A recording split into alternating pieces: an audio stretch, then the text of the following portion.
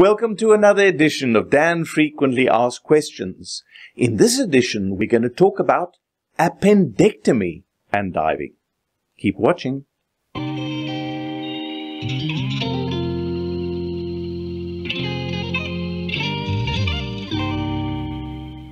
We got a question about a diver who had had an appendectomy, in other words, removal of the appendix 2 weeks prior, and wanted to know whether it was appropriate for them to return to diving.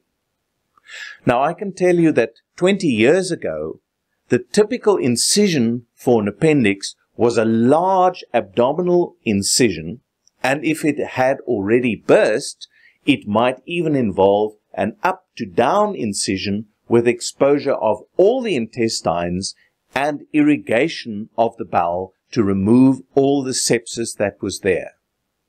Nowadays, however, there are very minimal invasive surgical procedures that are done to remove an appendix, and it may very well be a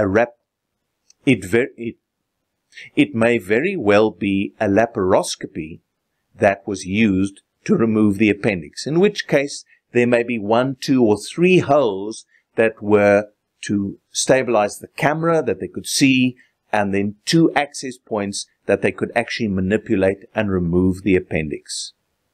If that's the case, then the amount of surgical damage is fairly minimal.